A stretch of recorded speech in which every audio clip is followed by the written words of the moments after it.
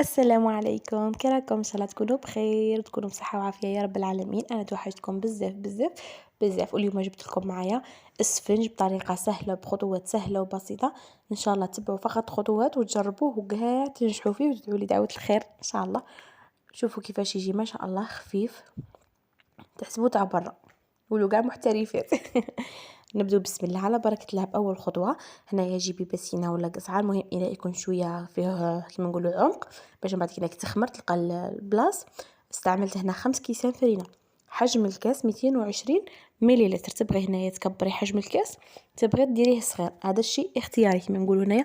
يبقى انت والعائله تاعك شحال كما نعرفوا السفنج يتكلغي في ديك الدقيقه ما يبقاش. انا درت 5 كيسان فرينه كما راكم تشوفوا بهذا الكاس. في خطوه ثانيه جبت هنايا عندي مغرف خميره الخبز كبيره، وعندي مغرف سكر ديرها هكا في اناء في حاجه، ونجيب كاس مدافي. دائما نبغى نخدم بنفس الكاس اللي بديت به، ندير كاع هذاك الماء نخليه لهذيك الخميره والسكر باش يتفاعلوا. اي نوع من العجائن تبغوه يجي ينجح معكم ويعطيكم نتيجه مليحه، ديروا الخميره والخبز خلوهم يتفاعلوا وحدهم. وهنايا غادي ندير الملح للعجينه تاعي، عادي نملح العجينه، درت لها مغرف صغيره. وراح نجيب هذاك الخليط اللي تفاعل، شوفوا كيفاش يولي. هنايا فاتت واحد 5 دقائق ولا هكا، نديره كاع ونبقى نلم فيه غير بيدي. كما يقولك السفنج ديريه بيدك، ما ديري لا مغرف لا والو. نبدا في العجينه تاعي بسم الله هكا، ندخل هذيك الخليط الاول، ومن بعدها ندير في الكاس الثاني. الكاس الثاني راح نضيفه كاع كما يقولك مباشره، لاخاطش على بالي باللي نحتاج كاع ديك الكميه. نبقى هكا ندخل في داك الماء في العجين، ما فيش حاجه زعما كاينه صعيبه ولا عادي، طريقه عجن بسيطه. وراح نجيبو الكاس الثالث. الكاس الثالث راح نضيفو منه غير بشويه، لاخاطش انا هنايا العجينه تاعي راني عارفه راهي في القوام تاع يدي، ما خاصهاش بزاف. هي شوفوا كي ديري ربع كيسان فرينه يجيكم 2 كيسان ماء. انا كي درت 5 كيسان جاني نص، 2 كيسان ونص عفوا. ما دافي، اكيد خدموا دائما بالماء دافي باش العجينه تاعكم تتفاعل، الخميره اللي في العجينه تتفاعل وتطلع معاكم هكا. لازم تكون عندكم دائما العجينه طريه. شوفوا السفنج خدموا دائما بطريقه تاع راكم تخبطوا فيها كيما كتدخلوا لها اكبر كميه من الهواء.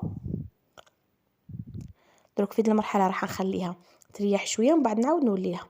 هنا فاتت 5 دقائق، شوفوا انا خليتها 5 دقائق باش العجينه كيما نقولوا تريح. دروك غادي ندير يدي في الماء وراح نبدا نضرب فيها حتى تولي عندي العجينه رطبه ملساء. في هذه الخطوه استعملوا الماء، عاونوا روحكم بالماء، ديروا يدكم ديروا غير شويه ما متكتروش، غير باش ما تلصقش معكم يدكم في العجين. وبقوا تضربوا فيها هكا، شغل جيبوا العجينه على جنب وتبقوا تضربوا فيها.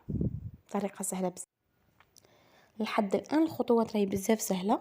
بقيت هكا نضرب فيه مره على مره، ندير يدي في الماء باش ما تلصقش العجينه في يدي. كما قلت لكم حتى تولي عندنا قوام الاستيكي، لازم تولي عندنا العجينه تاعنا رطبه.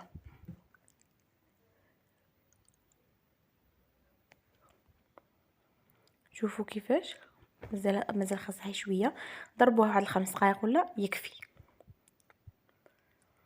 هي اهم حاجه في السفنج تاعنا انه يخمر في مكان دافئ، كل ما يخمر كل ما يعطينا نتيجه مليحه.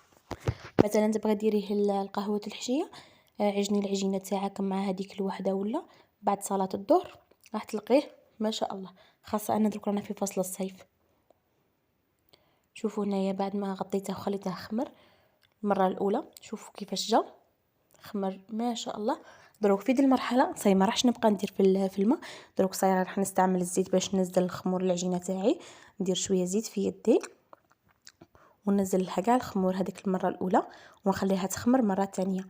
بعد ما تخمر المره الثانيه راح نخدموها مباشره، كما نقولوا راح تخمر مرتين.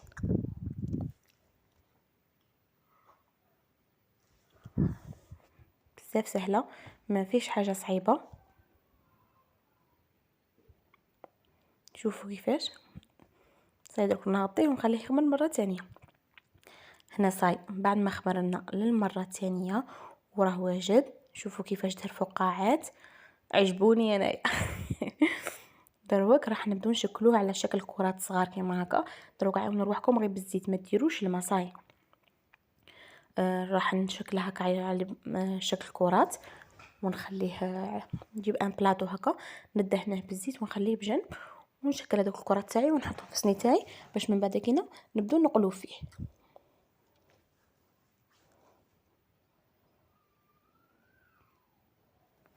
راح نكمل بنفس الطريقه كاع الكميه تاع العجين اللي عندي. شوفوا هنايا بصاي من بعد ما وجدته انا هنايا جاني شويه كبير، من بعد كي بغيت كي درته في المقله جاني شويه كبير، قلت نقص منه باش يجوني شويه الحبات متوسطين. هنا جبت صحن بغيت نجرب هذه الطريقه، قلت ندير هنا العجينه تاعنا في الصحن بالك تجيني سهله اكثر.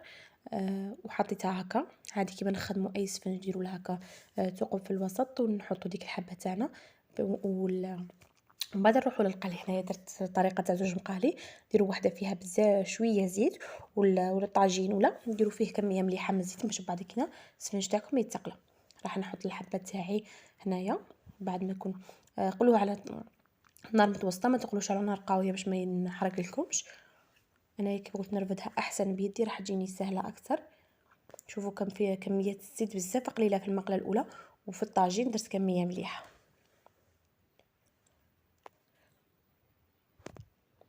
ونخلو لازم ضروري تخلوها تنشف كاع الحواشي تاعها كاع ينشفوا باش من بعد كينا تجيكم سهله باش ترفدوها. لو كان مازال ما تنشفش ما راحش تنجموا ترفدوها.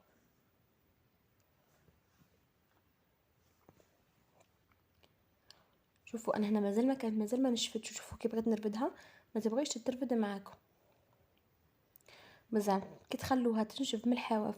تشوفوا هكا الحاشيه تاعها ولات شفافه، تما في ديك المرحله تنجموا ترفدوها بطريقه سهله. هنايا راني درتها في الطاجين. شوفوا كيفاش دارت لي هذوك الفقاعات الخاويين باش تعرفوا باللي الوصفه اللي ناجحه ما شاء الله. هنا كي قلت لكم صغرت الحبات، شوفوا كيفاش تجي ما شاء الله. كملتهم كاع بنفس الطريقه، نديرهم في المقله الاولى من بعد كي ينشفوا نديرهم في المقله الثانيه بطريقه سهله. حاولي كي هذا السفنج تاعنا في النتيجه النهائيه عفوا يجي ما شاء الله بزاف شباب. ان شاء الله فقط تجربوه وتنجحوا فيه. دمتم في رعايه الله وحفظه. مع السلامه.